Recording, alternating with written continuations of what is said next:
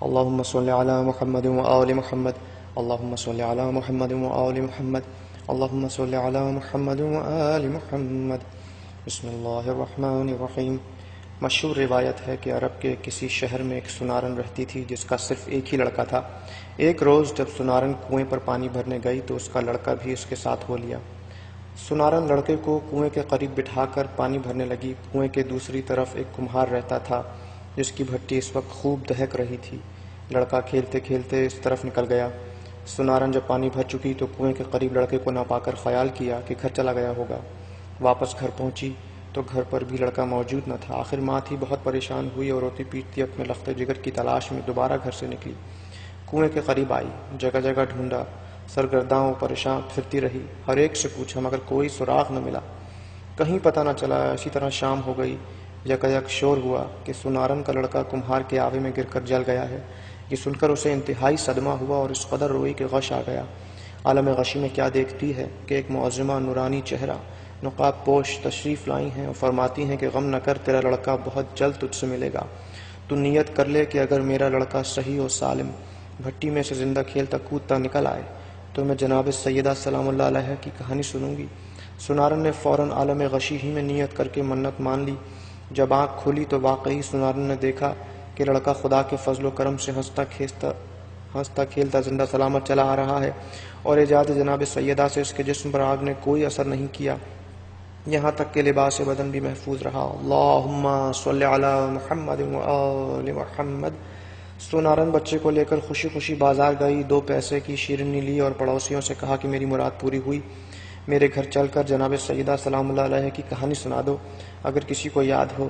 6-7 گھر پھری لیکن ہر ایک نے یہی کہا کہ نہ ہمیں کہانی یاد ہے اور نہ اتنی فرصت کہ ان فضول باتوں کی طرف توجہ دیں۔ سنارن سب سے مایوس ہو کر جنگل کی طرف چل دی۔ کچھ دور چل کر وہی نقاب پوش معظمہ نظر آئیں اور فرمایا کہ اے خاتون مت رو، چادر بچھا کر بیٹھ جا، میں کہانی کہتی ہوں تو سن۔ پھر آپ نے فرمایا شہر مدینہ میں ایک یہودی رہتا تھا، اس کی لڑکی کی شادی تھی۔ وہ یہودی جناب رسول خدا صلی اللہ علیہ وآلہ وسلم کی خدمت میں آیا اور کہنے لگا کہ میری لڑکی کی شادی ہے، آپ اجازت دیں تو میں شرف پاؤں کہ جناب سیدہ میرے گھر تشریف لے چلیں۔ آپ نے فرمایا کہ اس امر کے مالک علی ہیں۔ یہ سن کر حضرت علی کی خدمت میں حاضر ہوا اور عرض کیا کہ آپ اجازت دیں تو جناب سیدہ میرے گھر تشریف لے چلیں۔ آپ نے فرمایا کہ اس امر کی مالک خود جناب سیدہ ہیں۔ اس کے بعد یہودی نے جناب سیدہ کے دروازے پر آواز دی کہ اے بنت رسول، میری لڑکی کی شادی ہے، اگر آپ تشریف لے چلیں تو میری عزت بڑھ جائے گی۔ آپ نے فرمایا کہ جناب امیر علیہ السلام سے اجازت لے لوں تو چلوں؟ یہودی نے کہا کہ میں جناب رسول خدا اور حضرت شیر خدا کی خدمت میں گیا تھا، سب نے آپ ہی کو مختار کیا ہے۔ جناب سیدہ یہ سن کر متفکر ہوئیں۔ اتنے میں جناب رسول خدا خود تشریف لے آئے اور جناب سیدہ نے فرمایا کہ بابا جان، یہودی کی یہاں سے آدمی آیا ہے، آپ کیا فرماتے ہیں، اس کے گھر جائیں یا نہ جائیں؟ آپ نے فرمایا بیٹی تم کو اختیار ہے۔ جناب سیدہ نے عرض کیا کہ بابا جان، آپ کی سخت توہین ہوگی کیونکہ ان کی عورتوں کے جسم پر عمدہ اور نفیس لباس و زیورات سے مزین ہوں گے اور میرے پاس وہی پھٹے پرانے کپڑے ہیں جس میں جا بجا خرمے کے پیوند لگے ہیں۔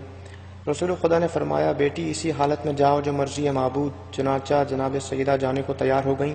اپنی ڈیوڑی تک نہ پہنچی تھیں کہ حوران جنت آسمان سے نازل ہوئیں اور جناب سیدہ کو لباس فاخرہ پہنایا۔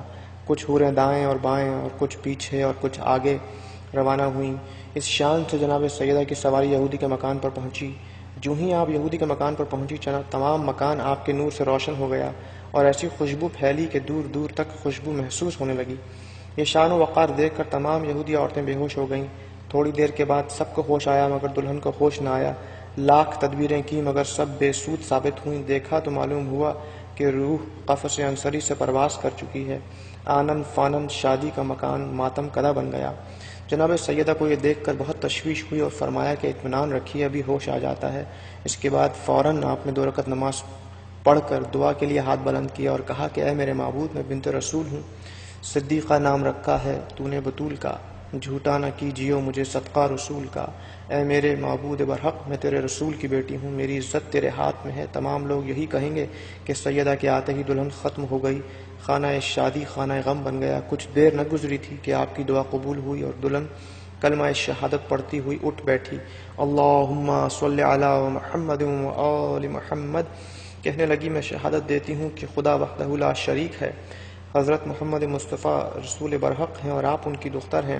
آپ مجھ کو مذہب اسلام کی تعلیم فرمائیں۔ اور اس طرح صدق دل سے وہ عورت مسلمان ہو گئی۔ جناب فاطمہ زہرا کا یہ اعجاز دیکھ کر 500 یہودی مرد اور عورت مسلمان ہو گئے، اور آپ کو سب نے نہایت عزت و حرمت کے ساتھ رخصت کیا۔ ایک عورت آپ کی کنیزی میں دی اور آپ اپنے دولت خانے پر واپس تشریف لے آئیں۔ تمام ماجرا جناب رسول خدا سے بیان کیا۔ رسالت مآب صلی اللہ علیہ وآلہ وسلم نے بھی خدا کا شکر ادا کیا۔ یہ کہانی سنارن سے کہہ کر جناب سیدہ روپوش ہو گئیں۔ سنارن جب اپنے گھر واپس آئی تو کیا دیکھتی ہے کہ جن جن لوگوں نے کہانی سننے اور سنانے سے انکار کیا تھا اور فضول سمجھا تھا، ان کے گھروں میں آگ لگ گئی تھی۔